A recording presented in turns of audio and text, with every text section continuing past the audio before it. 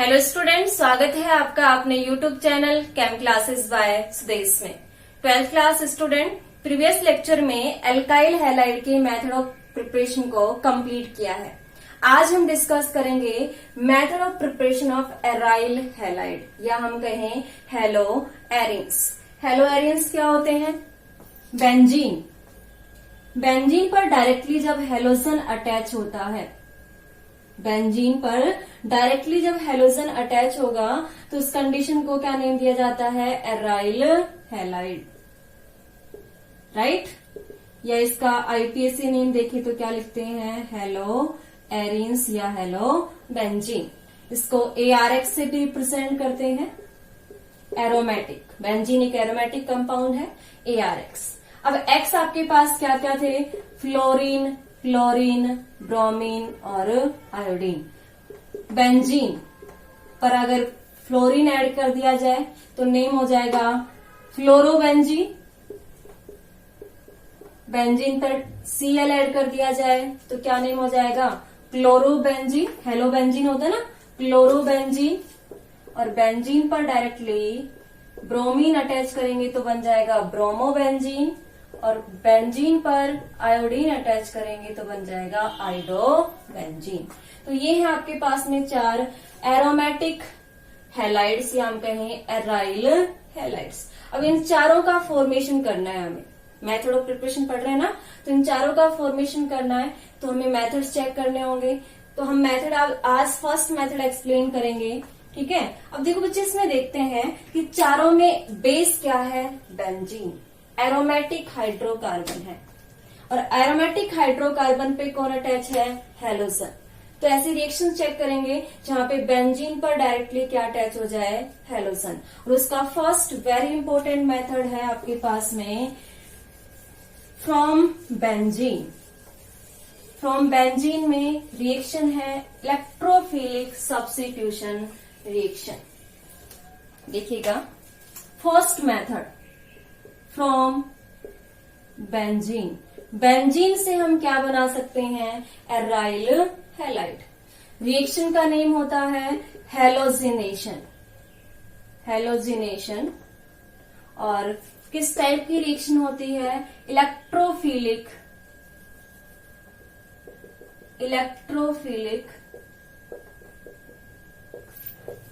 Substitution reaction. Reaction का type क्या होता है? Electrophilic substitution reaction. हेलोजिनेशन करवाएंगे, सिंपल। हेलोजिनेशन का मीनिंग क्या होता है? Addition of halogen. Okay.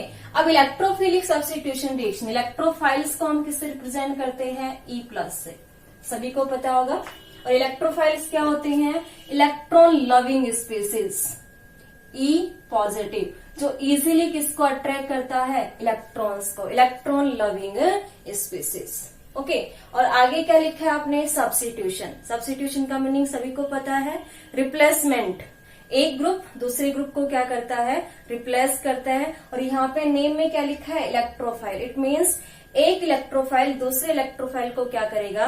Replace करेगा, सब्स्टिट्यूट करेगा। चेक करते हैं क्या रिएक्शन होगी। बेंजीन, बेंजीन का फॉर्मूला सभी को पता है। बेंजीन की रिएक्शन करवाई जाती है हेलोजन के साथ में, क्लोरीन, ब्रोमीन, आयोडीन। ओके। यहां पे साथ में लिया जाता है FeCl3, जो क्या होता है? Lewis acid. Lewis acid, Lewis acid. और लेविस एसिड क्या होते हैं? ये होते हैं इलेक्ट्रॉन डेफिशिएंट स्पीसीज। इनके पास में इलेक्ट्रॉन की क्या होती है? डेफिशिएंसी होती है। और ये इजीली इलेक्ट्रॉन को क्या करते हैं? अट्रैक्ट करते हैं, लेविस एसिड। ओके। क्या कर रहे हैं हम रिएक्शन में? बेंजीन है आपके पास में, बेंजीन का क्या करवाएंगे? हेलोजिनेशन। कौन सी रिएक्शन होगी? Electrophilic substitution reaction. समझा चुके हैं, इलेक्ट्रोफाइल दूसरे इलेक्ट्रोफाइल को क्या करेगा? रिप्लेस करेगा, ठीक है। यहाँ पे रिएजेंट हमने लिया क्लोरीन, FeCl3 की प्रेजेंस में। और FeCl3 क्या है आपके पास में? Levi's acid. और लेविस एसिड क्या होते हैं, इनके पास इलेक्ट्रॉन की क्या होगी, डेफिशिएंसी, इलेक्ट्रॉन अट्रैक्टिंग स्पीसीज है आपके पास। ठीक है, रिएक्शन क्या होगी आपके पास इस तरीके से, ये है बेंजीन। बेंजीन का एक हाइड्रोजन, बेंजीन के सभी कार्बन्स के पास में हाइड्रोजन होते हैं। यहां से फॉर एग्जाम्पल यहां से हाइड्रोजन अपने इलेक्ट्रॉन्स बेंजीन को देकर, किसको देकर, बेंजीन को देकर यहां से H प्लस के फॉर्म में बाहर चला जाए। किसके फॉर्म में, H प्लस, इलेक्ट्रोफाइल बना है, H प्लस के फॉर्म में बाहर जाए और यहां से Cl plus, chlorine, chlorinium ion, chlorinium ion Cl plus अगर बेंजीन पे जुड़ जाए तो देखो हमने क्या कहा, H प्लस रिमूव हो जाए, यहां से Cl प्लस जुड़ जाए, है ना, ये भी इलेक्ट्रोफाइल, ये भी इलेक्ट्रोफाइल। कौन सी रिएक्शन होगी, इलेक्ट्रोफिलिक सब्स्टिट्यूशन रिएक्शन।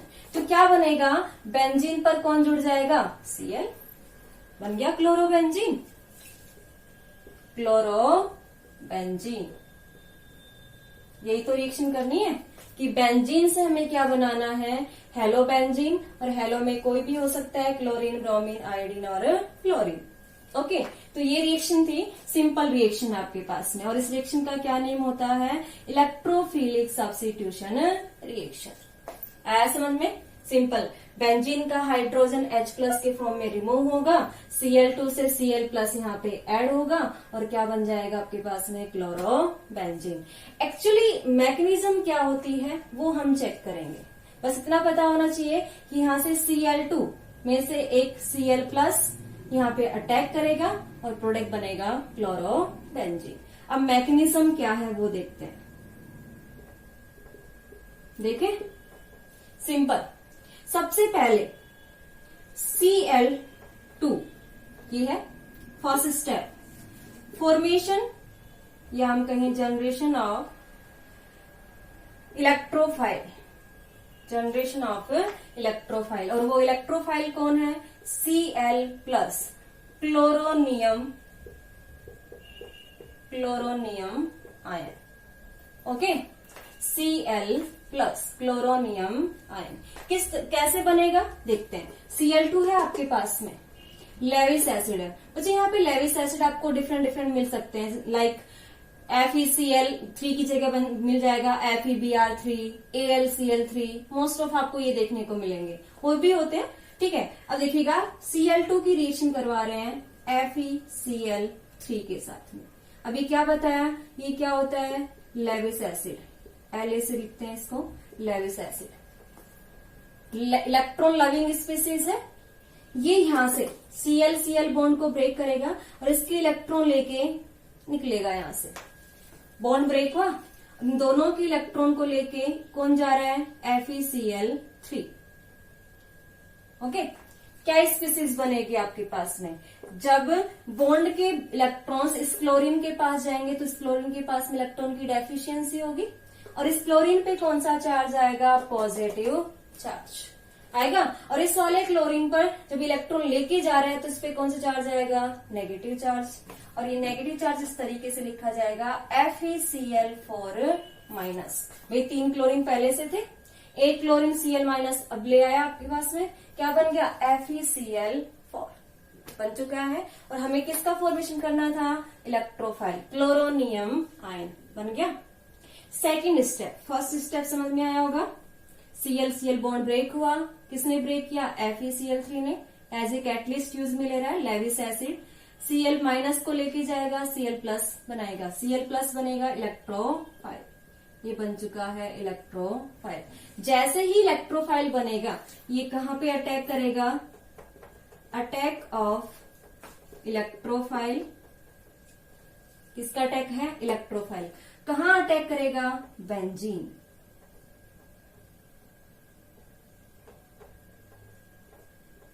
बेंजीन पर किसका अटैक होना है, इलेक्ट्रोफाइल का। स्टूडेंट, बेंजीन पर इलेक्ट्रोफाइल का अटैक होगा, किस तरीके से, देखो बच्चे, बेंजीन के पास में है डबल बॉन्ड और डबल बॉन्ड के इलेक्ट्रॉन्स लूजली बॉन्डेड होते हैं और वो इजीली क्या हो जाते हैं, शिफ्ट हो जाते हैं। ठीक है। तो यहाँ पे जब मान लीजिए ये डबल बॉन्ड है वो यहां से यहां शिफ्ट हो जाए, जैसे ही ये डबल बॉन्ड यहां से यहां शिफ्ट होगा तो इस कार्बन पे कौन सा चार्ज आएगा, नेगेटिव चार्ज, क्योंकि इलेक्ट्रॉन जा रहे हैं ना इसके पास में, नेगेटिव चार्ज। और ये नेगेटिव चार्ज किसको अट्रैक्ट करेगा, इसको कौन दिख रहा है, पॉजिटिव, इजीली पॉजिटिव चार्ज को अट्रैक्ट करेगा और इलेक्ट्रोफाइल को ऐड करेगा। जैसे ही इलेक्ट्रोफाइल को ऐड करेगा इसके पास वाले कार्बन जहां से इलेक्ट्रॉन गए हैं उस पे कौन सा चार्ज आ जाएगा, पॉजिटिव चार्ज। क्या बनेगा देखिएगा, ये है आपके पास में double bond as it is, और ये डबल बॉन्ड शिफ्ट हुआ था यहाँ पे, नेगेटिव पे कौन अटैक कर गया, पॉजिटिव इलेक्ट्रोफाइल, और यहाँ पे इलेक्ट्रोफाइल कौन है आपके पास में, Cl प्लस, तो मैं Cl जोड़ दूं यहाँ पे, ठीक है। और यहाँ पे कौन सा चार्ज आ जाएगा, पॉजिटिव चार्ज बन गया आपके पास में। ये स्पीसीज बनेगी और बच्चे देखिएगा इस स्पीसीज में रेजोनेंस पॉसिबल है, और आप सभी को पता है कि जब रेजोनेंस होता है तो मॉलिक्यूल की स्टेबिलिटी इंक्रीज होती है। रेजोनेंस की कंडीशन देखें यहाँ पे, देखिए double bond, single bond, positive charge, अगर ये कंडीशन अगर आपको मिलती है तो यहाँ पे क्या होता है, रेजोनेंस। ओके, 11th क्लास में हमने पढ़ा है रेजोनेंस। और देखिएगा ये कंडीशन यहाँ पे भी है, positive charge, single bond, double bond. अगर ये डबल बॉन्ड यहां से यहां शिफ्ट हो जाए तो रेजोनेंस बनेगा, रेजोनेटिक स्ट्रक्चर बनेगी आपके पास में। देखिएगा ये Cl जुड़ा हुआ एज इट इज, ये double bond as it is, ये जो डबल बॉन्ड था वो शिफ्ट हो चुका है यहाँ पे, तो ये पॉजिटिव चार्ज न्यूट्रलाइज हो जाएगा, और यहां से गया है तो इस पे चार्ज आएगा पॉजिटिव चार्ज आया।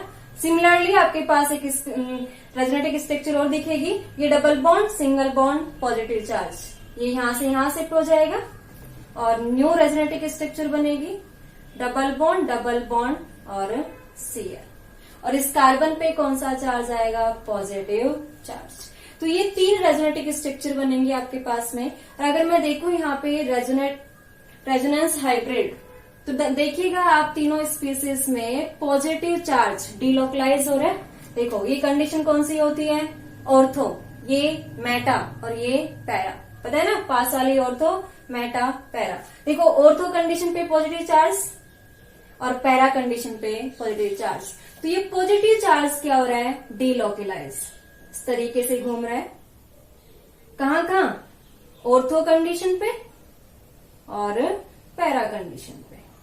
और ये जो कॉम्प्लेक्स बनता है स्टूडेंट, इसको नेम दिया जाता है अल्फा कॉम्प्लेक्स। तो आपके पास इंटरमीडिएट क्या बनता है यहाँ पे, अल्फा कॉम्प्लेक्स, ठीक है। तो ये स्पीसीज रेजोनेंस के थ्रू क्या हो जाएगी, स्टेबल हो जाएगी। ओके, अब नेक्स्ट स्टेप आता है आपके पास में third, first formation of electrophile, second attack of electrophile, species बनेगी आपके पास में। अब देखिए बेंजीन का डबल बॉन्ड ब्रेक हुआ है और बेंजीन पे कौन सा चार्ज आ गया, positive charge. Benzene aromatic compound होता है तो वो एरोमेटिसिटी को वापस गेन करेगा, यहाँ पे प्लस।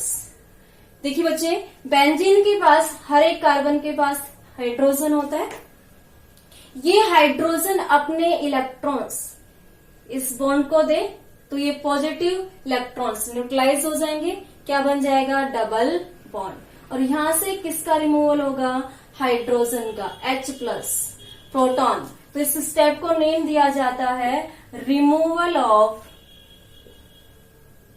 ओल्ड इलेक्ट्रोफाइल, या हम कहें डीप्रोटोनेशन, प्रोटॉन का निकलना, या ओल्ड इलेक्ट्रोफाइल H प्लस पहले से प्रेजेंट था उसका निकलना। तो क्या बनेगा आपके पास में, double bond as it is, यहाँ पे कौन अटैच है, Cl, और यहाँ ये सिंगल बॉन्ड किसमें कन्वर्ट हो जाएगा, डबल बॉन्ड, और पॉजिटिव चार्ज न्यूट्रलाइज, वापस बेंजीन बन गया। और ये क्या है आपके पास में, क्लोरोबेंजीन। तो क्लोरीनेशन हो गया बेंजीन का। तो बच्चे ये थे आपके पास में मैकेनिज्म, 3 स्टेप में कंप्लीट होगी। इंटरमीडिएट बनेगा sigma complex, not a carbocation, क्या बनेगा, सिग्मा कॉम्प्लेक्स, जो स्टेबल है रेजोनेंस के थ्रू। जिन बच्चों को रेजोनेटिक स्ट्रक्चर नहीं आती है कोई दिक्कत नहीं है, हम आगे भी डिस्कस करेंगे, ठीक है। तो ये था आपके पास में मैकेनिज्म, नोट कर लीजिएगा।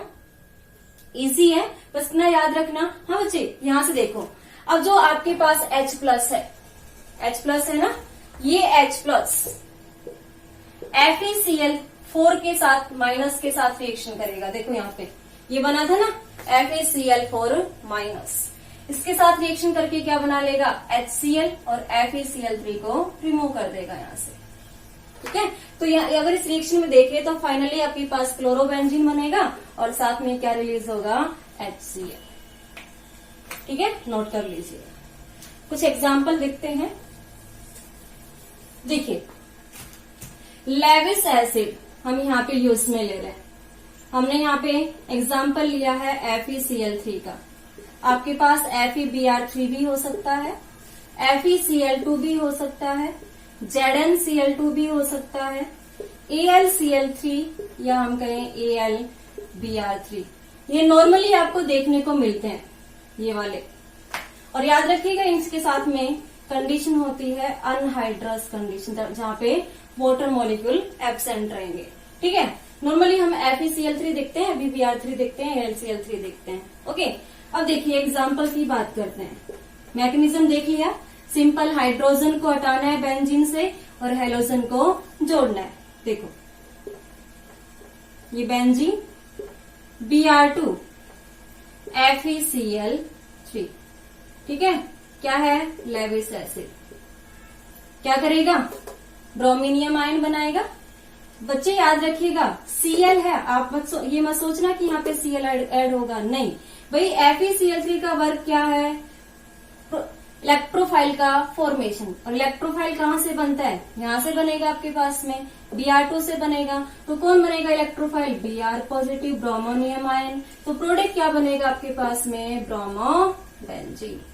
और साथ में क्या रिलीज हो जाएगा, HBr। सिंपल है ना।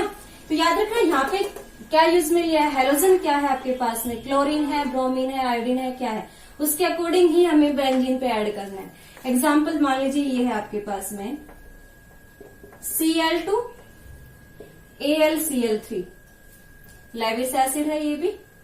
क्या रिएक्शन करेगा, क्लोरोनियम आयन बनाएगा, बेंजीन पे क्या ऐड करेगा, Cl, बन गया क्लोरोबेंजीन। प्लस में क्या बन जाएगा, HCl। तो ये हो गया आपके पास में ब्रोमिनेशन एंड क्लोरीनेशन।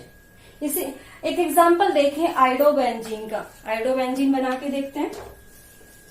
देखिए आइडोबेंजीन, सेम रिएक्शन होगी, बेंजीन आयोडीन की रिएक्शन कराएं। सेम FeCl3 ले लेते हैं, लेविस एसिड। क्या प्रोडक्ट बनेगा आपके पास में, आइडोबेंजीन। बेंजीन पे कौन जुड़ जाएगा, आयोडीन। और साथ में क्या रिलीज होगा, HI। क्या रिलीज हो रहा है बच्चे यहाँ पे, HI। याद कीजिएगा, एल्काइल हैलाइड में भी ये रिएक्शन हमने देखी थी कि कैसी रिएक्शन होती है, रिवर्सिबल रिएक्शन। आयोडाइड के साथ में रिएक्शन क्या होगी, रिवर्सिबल। रीजन था आपके पास में जो HI होता है वो क्या होता है, स्ट्रॉन्ग रिड्यूसिंग एजेंट। क्या होता है बच्चे, स्ट्रॉन्ग रिड्यूसिंग एजेंट। तो ये क्या करता है, आइडोबेंजीन को किस में कन्वर्ट कर देता है, बेंजीन में। रिवर्सिबल रिएक्शन, बैकवर्ड डायरेक्शन में जाती है reaction. Reason, strong reducing agent. It reduce iodobenzene to benzene. Benzene को, आइडोबेंजीन को किस में कन्वर्ट कर देता है, बेंजीन में। ओके, तो ये रिएक्शन फेवरेबल नहीं है आपके पास में। हाँ, कंडीशन है, सॉल्यूशन है इसका कि अगर इस रिएक्शन को स्ट्रॉन्ग ऑक्सीडाइजिंग एजेंट की प्रेजेंस में करवाएं, स्ट्रॉन्ग ऑक्सीडाइजिंग एजेंट की प्रेजेंस में करवाएं, like very important concentrate HNO3, या फिर हम ले सकते हैं HiO4। ये है स्ट्रॉन्ग ऑक्सीडाइजिंग एजेंट। अगर रिएक्शन इसकी प्रेजेंस में हो तो ये इसको किस में कन्वर्ट कर देता है, I2 में। HI को, जो यहाँ पे वर्क कर रहा है ना, स्ट्रॉन्ग रिड्यूसिंग एजेंट, ठीक है, इसको किस में कन्वर्ट कर देगा, I2 में। रिएक्शन किस तरीके से होगी देखिएगा, बेंजीन है I2, FeCl3 के साथ में यहां पे हम ले लें कंसंट्रेट HNO3, ठीक है। तो रिएक्शन प्रोसीड होगी फॉरवर्ड डायरेक्शन में, आइडोबेंजीन बनेगा। क्या बनेगा, आइडोबेंजीन। और जो साथ में HI बना था, बनेगा ना यहाँ पे HI, उस HI को 2 मोल HI को कंसंट्रेट HNO3 जो स्ट्रॉन्ग ऑक्सीडाइजिंग एजेंट है वो ऑक्सीडाइज कर देगा और किस में कन्वर्ट कर देगा, I2 में और H2O में। तो जो HI का वर्क था ना रिड्यूस करना, वो नहीं कर पाएगा, वो फाइनली किस में कन्वर्ट हो जाता है, I2 में। तो सिंपल याद रखना, अगर आइडोनेशन करवाना है तो हमें रिएजेंट यूज में लेने होंगे यहाँ पे कंसंट्रेट HNO3 या फिर HiO4 की प्रेजेंस में करवानी होगी, ठीक है। अदरवाइज रिएक्शन क्या होती है, रिवर्सिबल रिएक्शन, जो आइडोबेंजीन को किस में कन्वर्ट कर देती है, बेंजीन में। आया समझ में, नोट कर लीजिए। तो किसकी प्रेजेंस लेंगे, स्ट्रॉन्ग ऑक्सीडाइजिंग एजेंट। नोट किया, तो ब्रोमिनेशन हो गया, क्लोरीनेशन हो गया, आइडोनेशन हो गया। फ्लोरोनेशन हम नहीं करवाते हैं, क्यों नहीं करवाते, सभी को पता है। कौन सी रिएक्शन देता है, explosive reaction. Fluorine explosive reaction देता है, इसलिए उसको अवॉइड करते हैं डायरेक्ट हैलोजिनेशन रिएक्शन में। ये हमने एल्काइल हैलाइड के केस में भी देखा था, वहां पे भी हमने एक स्पेशल मेथड चेक किया था, और मेथड था आपके पास में स्वार्ट्स रिएक्शन, याद आया, स्पेशल मेथड स्वार्ट्स रिएक्शन। यहाँ पे भी हम चेक करेंगे, बट यहाँ ये इस मेथड से पॉसिबल नहीं है, ठीक है। चलो अब आपको एक क्वेश्चन देते हैं, कंफ्यूजन होगा आपको। बेंजीन पे लगा दिया जाए CH3 और आपसे कहा जाए कि इसका हेलोजिनेशन करवाइए FeCl3 की प्रेजेंस में। अब देखिएगा, पहले बेंजीन था, बेंजीन के सभी कार्बन सेम थे, तो कहीं से भी हाइड्रोजन रिमूव करो कोई प्रॉब्लम नहीं थी, क्लोरोबेंजीन बन गया था। लेकिन अब कंडीशन है, बेंजीन पे कौन अटैच है, CH3 है ना आपके पास में। तो अब प्रोडक्ट क्या बनेगा बच्चे, यहाँ पे प्रोडक्ट 2 बनेंगे।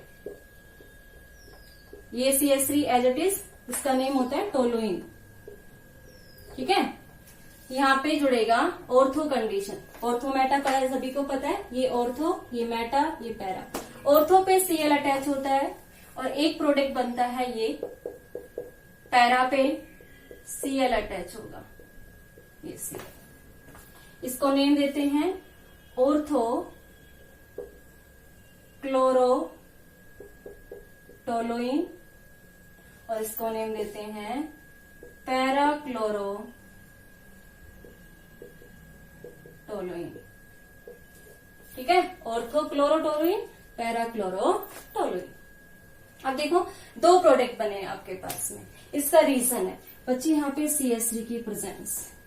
हमने 11th क्लास में डायरेक्टिव ग्रुप पढ़े हैं, है ना, जिसमें हमने 2 टाइप्स के पढ़े हैं, ऑर्थो पैरा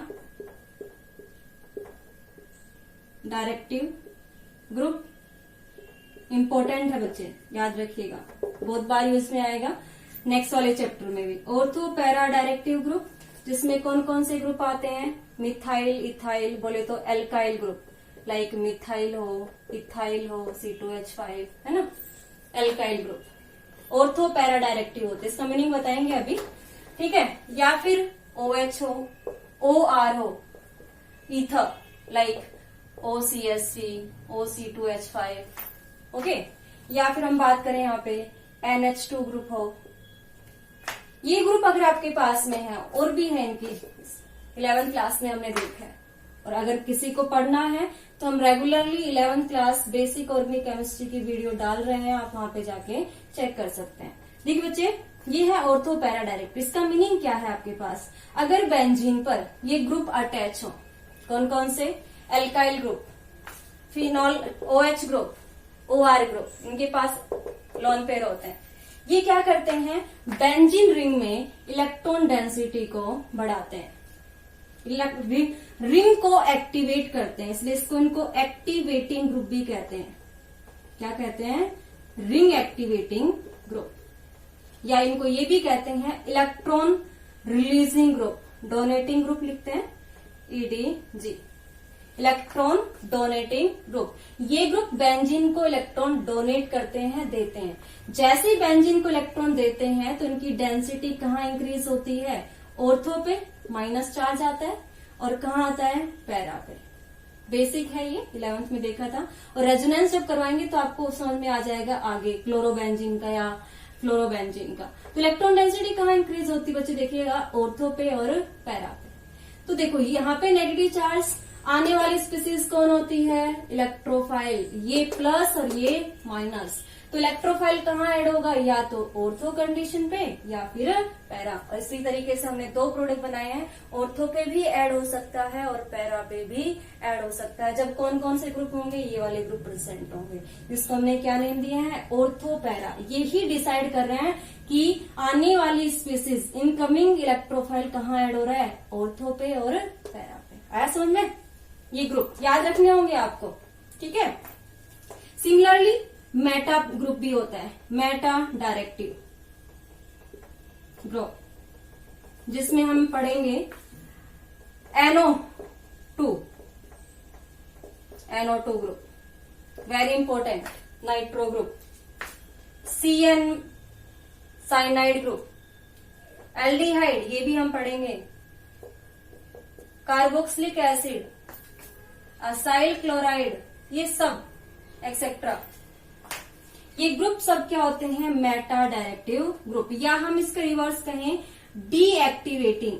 ये एक्टिवेटिंग थे ना, ये है डीएक्टिवेटिंग ग्रुप, या हम कहें electron withdrawing group, electron withdrawn. ये ग्रुप क्या करते हैं? बेंजीन से इलेक्ट्रॉन लेते हैं, लाइक इस तरीके से। देखो यहाँ पे ये है बेंजीन, यहाँ पे कोई ग्रुप अटैच है, मान लीजिए NO2 है, ठीक है। तो ये बेंजीन से इलेक्ट्रॉन लेंगे, ये दे रहे थे, ये ले रहे हैं। जैसे इलेक्ट्रॉन लेंगे तो ऑर्थो पे प्लस चार्ज आएगा और पैरा पे क्या आएगा? प्लस। अब देखिएगा क्या ये फेवरेबल है इसके लिए? ये भी प्लस, ये भी प्लस। तो पैरा ऑर्थो पैरा पे तो नहीं जुड़ सकता इलेक्ट्रोफाइल, कहाँ जाके जुड़ता है? मेटा पे। तो इसलिए इनको कहते हैं मेटा डायरेक्टिव ग्रुप। और याद रखना, अगर आपसे पूछे कि इलेक्ट्रोफिलिक सब्स्टिट्यूशन रिएक्शन के लिए फेवरेबल ग्रुप कौन कौन से होते हैं? ऑर्थो पैरा ग्रुप होते हैं। मेटा ग्रुप फेवरेबल नहीं है, क्यों? क्योंकि ऑर्थो पैरा पे प्लस चार्ज आ गया, तो थोड़ा बहुत डेंसिटी कहाँ बचती है? मेटा पे। तो ये मेटा पे जोड़ लेते हैं, लेकिन ये फेवरेबल नहीं है, ठीक है। तो ये दो याद रखने हैं, इंपॉर्टेंट है आपके पास में, ऑर्थो पैरा डायरेक्टिव और Meta directive, very very important. इसी से ही प्रोडक्ट डिसाइड होते हैं कि ऑर्थो बनेगा या फिर पैरा बनेगा। फॉर एग्जाम्पल मैं यहाँ पे एक पर ले लेती हूँ, ये है नाइट्रोबेंजीन, है ना। नाइट्रोबेंजीन में क्लोरीनेशन कराएं FeCl3 की, तो आप कहाँ जोड़ोगे क्लोरीन को? ऑर्थो पे या पैरा पे या मेटा पे? याद रखेंगे ग्रुप कैसा है? मेटा। दैट मीन्स क्लोरीन कहाँ जाके जुड़ेगा? मेटा कंडीशन पे, नॉट ऑर्थो पैरा। यहाँ पे ये किसको फेवरेबल होती है? मेटा के लिए फेवरेबल होती है, ऑर्थो के लिए फेवरेबल नहीं होती है। तो ये इंपॉर्टेंट है आपके पास में रिएक्शंस, ठीक है। इसी के साथ में इलेक्ट्रोफिलिक सब्स्टिट्यूशन रिएक्शन कंप्लीट होती है। नेक्स्ट लेक्चर में हम स्टार्ट करेंगे second from diazonium salt. Okay, video को लाइक कीजिए, शेयर कीजिए और सब्सक्राइब कीजिएगा चैनल को। Thank you so much, God bless you.